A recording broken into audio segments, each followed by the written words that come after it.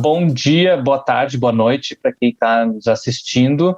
Eu estou aqui com o Rafael de Tomaso e o Gabriel Dupont para a gente bater um papo sobre o marco legal das startups dentro do nosso Link Hélice, né? Vendo aí também as perspectivas de uma nova década, como que isso influencia daqui para frente. Bom, olá a todos que nos acompanham, eu sou Rafael de Tomaso, sou advogado especialista em direito digital, direito para startups e proteção de dados, sócio do Frederico Catani Rafael de Tomaso Advogados e atuo de forma até bastante presente aqui no ecossistema de startups de inovação de Caxias do Sul e da região. Um prazer participar aqui do programa, acompanho o trabalho do Instituto Hélice já faz tempo, acho que todo mundo acompanha, então para mim é uma satisfação participar aqui do programa. Olá pessoal, tudo bem? Então eu sou o Gabriel Dupont, eu sou sócio da Dupont, Spiller e Fadani Advogados, é um escritório de atuação nacional, de parte que atua especialmente com empresas. Eu trabalho especificamente com empresas de base digital, negócios digitais, tecnologia, e acho que hoje aqui, junto com o Rafael, vamos fazer uma grande conversa aqui, né, para poder desmistificar ou talvez, né, elucidar um pouco desse mundo aí de leis, né, burocratização e toda essa nova tendência que tem vindo aí de tecnologias vindo para o mercado. No ponto de vista de cada um de vocês, significa e o que é o marco legal de startups? O primeiro aspecto que o marco legal das startups traz de relevante é a segurança jurídica que ele traz para esse segmento de mercado aí. Ele tira um pouco daquela sensação de o que vai acontecer amanhã ou de o que vai acontecer hoje, que principalmente o investidor tem medo na hora de botar dinheiro numa startup, né? Mas óbvio que não só o investidor, mas o empreendedor também. Então, a lei ela traz uma segurança maior e ela traz uma possibilidade maior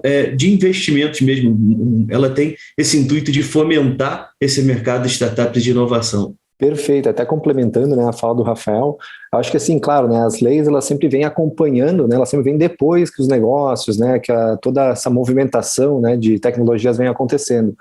Eu acho que assim, o marco legal das startups, ele, de alguma forma, ele formalizou muito da informalidade que existia no mercado. Por exemplo, as próprias operações, né, de investimento, como o Rafael comentou, toda a parte, né, de utilização de tecnologias pelo poder público, essa ideia que trouxeram, né, dentro do marco legal desse sandbox regulatório, né, que seriam flexibilizações, né, para a utilização de novas tecnologias. Então, o mercado ele já, de alguma forma, trabalhava com tecnologia, só que não tinha aquela segurança, né, legal, de leis e etc. Então, acho que o marco legal é justamente isso, né, foi um passo, mais um passo, né, na parte legal de leis, né, que formalizou um pouco da informalidade que existia no mercado de inovação. E por que vocês acham que ele é importante estar acontecendo nesse momento? Ou até mesmo se ele demorou demais para acontecer, né? Por que ele é tão relevante? Por que a gente tem falado tanto sobre o marco legal de startups? Eu sou do time que acha que demorou para chegar, né? A gente está aí pelo menos uns 10, 15 anos atrasado em relação ao resto do mundo. A gente, principalmente no cenário de pandemia, se acelerou o investimento no mercado de tecnologia, no mercado de startups, e o Brasil não tinha a segurança necessária para atrair boa parte dos investimentos que acabaram indo para outros países. E do ponto de vista do poder público também, dessa regulamentação da contratação de soluções do investimento por parte do poder público, isso daí também, o marco foi essencial, né? A gente, obviamente, ainda não sabe exatamente qual vai ser o real alcance do marco legal do ponto de vista da atração de investimento público, do investimento propriamente dito, mas ele abre parte para uma série de questões aí, como a própria contratação de soluções inovadoras pelo poder público de uma forma um pouco mais solta do que na lei de licitações tradicional, né, que vai criar aí um potencial de atração de investimento, né, não só interno, mas externo também, que pode alavancar um mercado que, como eu falei, a gente está 15 anos atrasado, pelo menos, em relação ao resto do mundo, né? O sujeito olhava para o Brasil antes do marco legal e olhava para qualquer outro país e falava, por que eu vou botar o meu dinheiro numa empresa nesse país que a qualquer momento posso ter um problema ali, invisto 1 milhão na empresa, saio devendo 10 porque eu não tenho segurança nenhuma de que não vai haver uma desconsideração da personalidade jurídica ou que de alguma forma vão atacar o meu patrimônio pessoal, né? Então, marco legal chega atrasado, mas chega em boa hora, porque se a gente parar para pensar também, a pandemia trouxe uma aceleração nesse investimento na área de inovação, na área de tecnologia. Então, é o famoso antes tarde do que mais tarde, né? O cenário é favorável para a atração dos investimentos e a lei dá um plus nisso daí. O cara olha para cá e fala, não, finalmente o Brasil está começando a me dar um pouco de segurança, finalmente o Brasil está olhando para o investidor com mais carinho. Exatamente. Até pegando essa fala do Rafael, né, hoje, né, toda a parte de tecnologia, startups, inovação, né, tem cada vez mais vindo para pautas, né, de rodas de reuniões, né, das empresas querendo inovar, trazer novas tecnologias para o mercado. E essa parte de, por exemplo, do investimento, né, em startups, hoje existia uma grande dúvida, né, sobre o melhor formato e etc. É bem verdade que já existia uma lei, que é a lei do investidor anjo, né, só que por alguma, talvez, desatualização ou talvez, né, por uma ingenuidade dos próprios legisladores, ela nunca foi aplicada no mercado, porque ela trazia, né, prazos para desinvestimento, ela, de alguma forma, ela engessava uma operação que deve ser muito flexível, né? Então, nessa parte de investimento, por exemplo, né, o marco legal, ele justamente formalizou o que o mercado já fazia, que é trabalhar, né, com essa ideia de mútuos conversíveis, né, contratos futuros para entrada na sociedade. Então isso, assim, a gente já se socorria, né, vamos dizer assim, lá da lei das SAs, que é uma lei de 1960, e utilizava de uma forma que garantia certa segurança, só que até então não existia uma formalidade, né, olha, quem investir em startups, quem investir em tecnologia e quiser utilizar, né, esses meios, né, que o mercado tem utilizando, não existia uma segurança, né, então o marco legal foi justamente essa formalização do que o mercado vinha praticando, né, de alguma forma não, né, explícita, não regulamentada, né? E como o Rafael comentou também, a parte, né, da flexibilização de levar a tecnologia para o poder público, né? Que municípios, o Estado, o próprio governo federal possa começar a utilizar, né, dessas tecnologias, desses riscos tecnológicos que estão chegando e também criar condições facilitadas para que novas empresas possam, né, estar estabelecidas no município, no Estado, criar, né, tecnologias, claro que sempre preservando ou garantindo a segurança do consumidor na ponta, né, ou de quem já está utilizando esse serviço, e também condições facilitadas, né, flexibilizações da parte de licitações, né, a gente sabe que a contratação pelo poder público, que ela segue, claro, por uma segurança institucional, né, do próprio país, do próprio estado, município, mas criou uma condição agora facilitada na parte de licitações para a tecnologia, ou seja, auxiliando nessas novas empresas, as novas tecnologias, a estar vendendo, né, seus produtos e serviços para o poder público, para que toda a população possa se beneficiar, né?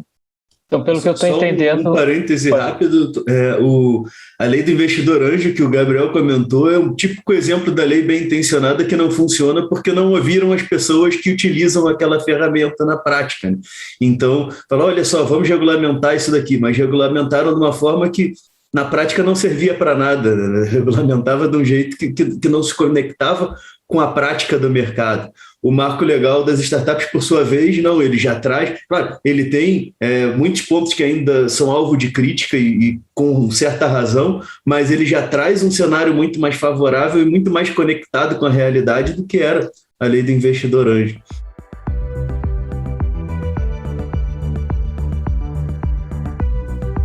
O marco legal das startups, então, ela fala basicamente sobre as formas, né, e a formalização de investimento, fala também da possibilidade do poder público mergulhar nesse mundo de tecnologia, e ele traz mais algum aspecto assim, relevante que a gente precisa estar atento? Resumidamente, estou tentando resumir demais, talvez, mas...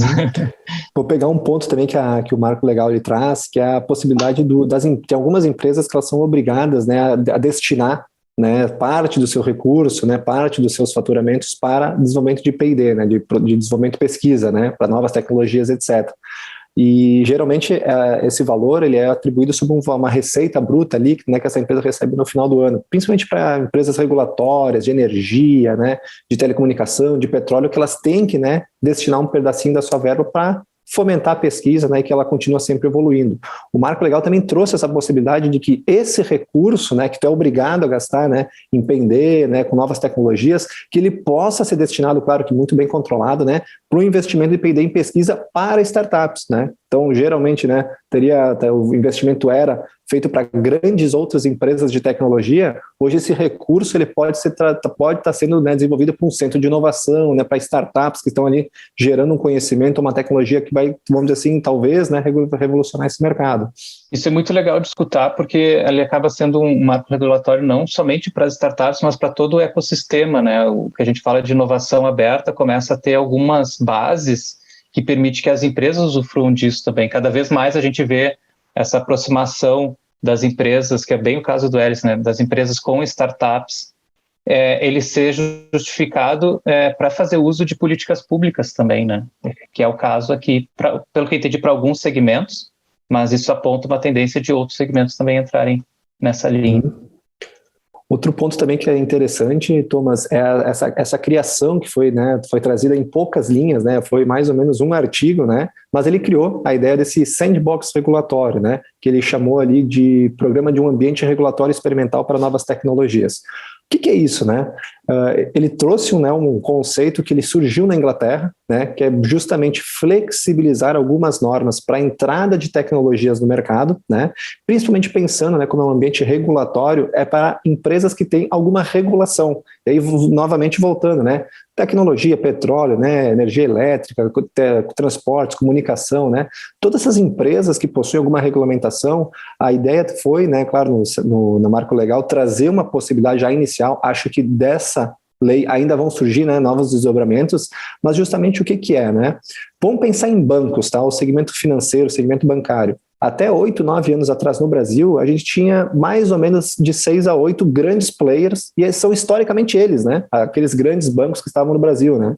E nos últimos 8 anos começaram a entrar novos entrantes, né, novas empresas, as chamadas fintechs, né, que estão surgindo, só que elas seguiam uma regulamentação bancária extremamente robusta, né, são as normas lá do Banco Central, da CVM, são milhares de normas, né, que eles tinham que se enquadrar. Ou seja, para te abrir um banco até então, tu tinha que ter um custo, né, para se manter regulamento, né, todo em dia, era extremamente alto. Isso já impedia, né, uma abertura de mercado, que novas empresas estivessem possibilitando, e principalmente por que tem tudo isso, né? É justamente para não servir ou trazer um risco para o consumidor, né? Imagina, tu consumidor tem um banco novo surgindo, põe o teu dinheiro lá e ele some, né? Então, de fato, precisa todas essas regras para dar segurança. Só que justamente esse sandbox regulatório, né, esse ambiente experimental, ele flexibiliza regras, e a flexibilização ele pode ser de inúmeras formas, né?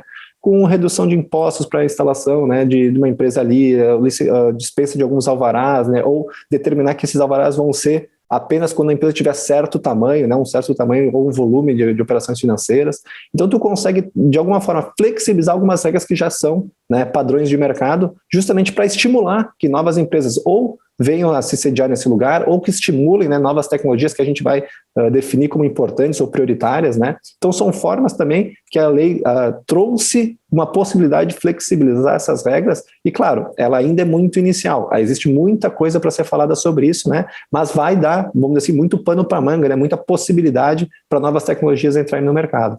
Isso foi muito bem pontuado. O sandbox regulatório ele é essencial no ambiente de inovação, ainda mais num país que tem a quantidade de regulamentação, de norma, de lei, como o Brasil. Então, o custo para entrar em um mercado, em razão de todas essas regras que a empresa tem que seguir, é altíssimo.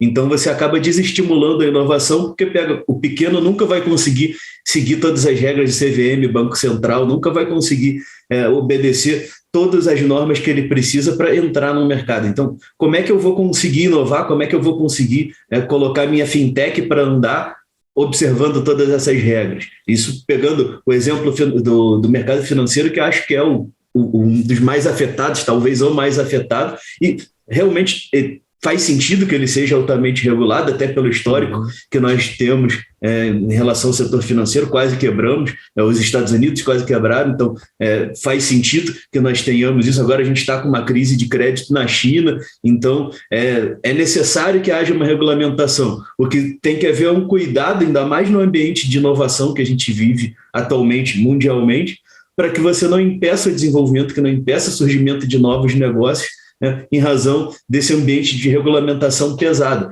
E a gente para olhar aqui, a gente lembra sempre do Banco Central e da CVM, que acho que são os maiores, vamos chamar assim, exagerando um pouco, vilões do cenário de inovação para quem quer empreender, mas a gente pode pensar em SUSEP e na parte de seguros, a gente pode pensar em Anvisa, em ANS, a gente tem uma série, agora a Autoridade Nacional de Proteção de Dados com a LGPD, então o que não falta é a autoridade e a agência regulamentando, e isso acaba, de certa forma, inibindo o investimento em inovação. Por isso, o cara olha aquela montanha de regra e fala, não vou nem tentar. E esse sandbox regulatório, ele dá uma mitigada nisso daí, ele facilita um pouco o ambiente de inovação. E um outro ponto que eu acho importante, que o Marco Legal traz também, é o próprio conceito legal do que é uma startup, né? Que a gente não tinha isso até então de uma forma muito clara, a gente tinha alguma coisa perdida numa lei aqui, em outra ali, mas o Marco Legal vem e fala, olha, uma startup é uma empresa que trabalha com modelos de negócio, produtos ou serviços inovadores, que fatura até tanto, que tem até 10 anos. Então, ela cria já um regramento mais claro, mais objetivo para a gente saber, afinal de contas, o que é uma startup no Brasil? Como é que eu posso ou não posso me beneficiar dessas oportunidades que a legislação está me trazendo? Como é que eu separo lá o cara que está se fingindo de startup para ganhar um investimento ou para captar um recurso público, da que realmente é uma startup, da que realmente depende daquilo ali para crescer, para escalar? Então, acho que isso é um outro aspecto bem relevante do Marco Legal, que é trazer uma definição mais próxima de uma definição objetiva do que seria uma startup. Legal, muito bom. E assim, ainda sobre o marco regulatório hoje, né? Se vocês fossem conversar com duas pessoas, né? Um empreendedor, uma empreendedora, alguém que participa de alguma empresa, né? Faz parte de uma empresa que faz inovação aberta. Que dica ou que recomendação ou que cuidado vocês falariam para essas duas pessoas referente ao marco legal? Vamos lá, então. Assim, né, como a gente começou a conversar, né, sobre essa formalidade, né, que deu, né, o próprio Marco Legal das Startups formalizou, né, alguma operação. Então, pensando nas empresas, vamos dizer assim, chamamos tradicionais, né, do mercado tradicional. Hoje elas vão ter toda uma segurança, né, de estar se relacionando com as empresas startups, digamos assim, né, e aí se relacionando de qual forma, né? Investimento direto, da abertura de spin-offs, né? Ou seja, se juntar para fazer alguma coisa junto fora, talvez da empresa, né? O próprio investimento, a contratação de startups, então de alguma forma trouxe uma segurança nesse relacionamento e abriu, né, uma série de fatores que a empresa vai poder fazer, né? Tanto investimento direto, né? Os corporate ventures que são chamados, né? Abertura, né, de novas possibilidades de negócio dentro das spin-offs, trazendo ou não tecnologia, se aparcerando, né, com startups. A próxima possibilidade, né, de criar aquelas joint venture, ou seja, uma empresa tradicional se liga com uma startup e cria um terceiro CNPJ, não é nenhuma e nem outra, é um terceiro negócio, né? Então isso tudo, todas essas possibilidades que já existiam, né, que existia uma certa insegurança, hoje todas elas de alguma forma foram, né, formalizadas, né? Foi definido, como o próprio Rafael comentou, né? O que é uma startup, como se relaciona com uma startup, se quiser investir em startups, né? Então trouxe ali uma segurança para o empresário, digamos assim, das empresas tradicionais, né? Da economia tradicional, que ela pode sim se relacionar, porque existia assim muita dúvida com esse segmento de startups, né? De risco, né, de formalidade, né, de existência ou não de contratos, né, para formalização de serviços. Então isso de alguma forma trouxe, né, um pouco de segurança, né, que hoje existe, né, o investimento em startups é um investimento de risco por todas as variáveis que existem, etc. Mas de alguma forma em termos legais, né, estruturais de negócios, né, como sempre veio se falando nos negócios tradicionais, a gente consegue também dar muita segurança, né, para a formalidade desses negócios. Agora, se os negócios vão dar certo, isso depende do risco do próprio negócio, mas a formalidade em si, a gente consegue garantir muito bem, de uma forma bem robusta, inclusive, né, que esses negócios sejam feitos. Uma outra dica que eu daria, não só para as grandes empresas, mas quem está querendo entrar no negócio de startups e de spin-offs, porque não, como bem falou o Gabriel agora, mas pensando nesse cenário de inovação, de pesquisa, desenvolvimento e tudo isso, é dar uma olhada no mapa do dinheiro que o próprio Marco Legal nos traz ali, né? Tem algumas palavras-chave que que se a gente prestar atenção na lei, a gente vai falar, poxa, isso aqui me faz sentido, isso aqui pode gerar bons negócios, né? Então, o próprio marco traz ali a questão do fomento ao desenvolvimento econômico, social e ambiental. Então, aí eu já tenho 3 palavras-chave de para onde pode ser que o mercado vai se movimentar, né? E que são termos que não vêm só do marco legal, né? A gente já tem notado uma aceleração desses segmentos dentro dos investimentos em geral no mercado, mas a lei traz isso aí também. Nós temos ainda a questão dos investimentos, do desenvolvimento voltado para soluções para o poder público, que com essa facilitação que o marco legal nos traz, também abre uma avenida de possibilidades aí. Então, com a questão do IGOV, a gente está aqui no século passado, no milênio passado, consequentemente, no que diz respeito aos serviços públicos, a gente tem um mundo de possibilidades dentro desse mercado de prestação de serviços para o governo e de oferecimento de soluções para que os governos possam melhorar o atendimento público, melhorar os serviços públicos. E uma outra questão que eu acho fundamental, que não só o marco legal, mas toda essa discussão que vem vindo dentro do cenário de inovação, com a LGPD, com o marco legal e com outras leis e regulamentações, que fiquem de olho em como que a startup, como que a empresa que o cara quer investir ou quer criar, está se organizando internamente em termos de governança, de estruturação, como é que essas empresas estão arrumando a casa. Porque entre uma empresa que está nascendo, como se diz, a moda louca ali, sem nenhuma organização, sem nenhuma estruturação, e outra com o mesmo potencial, mas que já está mais arrumadinha, que tem um bom acordo entre sócios ali, que tem um memorando de entendimento, que tem ou está para ter um contrato social bem estruturado, que sabe para onde está indo e que está crescendo de forma organizada e robusta, é uma empresa que tem muito mais chance de dar certo ou que tem muito menos chance de dar problemas, pelo menos para o investidor. Porque o cara está entrando ali para ter resultado financeiro, não está entrando ali só para uma aventura, só para criar um cartão de uma empresa que tem só ele e dizer que é o CEO. Cara, tem uma expectativa de ganho e quanto maior o risco, maiores os cuidados que nós temos que ter. Então, prestar atenção para isso também, que é uma coisa que eu tenho notado que as próprias startups já estão amadurecendo bastante, já estão de olho, tipo, vamos fazer isso aqui, vamos organizar aquilo ali, né? Como é que eu organizo a saída de um sócio, como é que eu organizo a entrada de um investidor, toda essa questão burocrática que às vezes fica meio de lado, né? É importante tem que ser observada na hora de entrar ou de criar uma empresa. Até pegando esse ponto do Rafael, eu acho que é bem interessante, né, como comentou, né, a parte do EGOV, né, o próprio governo, né, hoje muito dele, né, claro, tem evoluído, etc., mas muita coisa está querendo se comunicar também com a inovação, né? Não é só as empresas que querem se comunicar, né, com as startups, etc., o próprio governo, né?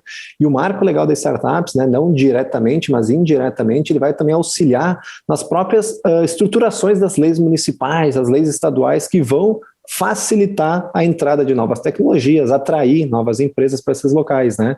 Então, toda a parte, principalmente, vamos dizer assim, na parte de municípios, né, que eles de alguma forma conseguem flexibilizar, né, ou se tornar atrativo, né, como a gente sabe que tem alguns polos no Brasil já que são conhecidos, né, como polos de tecnologia, como Florianópolis, Recife, próprio São Paulo, algumas cidades do interior agora estão assumindo esse papel, né, como Piracicaba, a própria Serra Gaúcha, né, com um grande movimento que o Goelli está fazendo.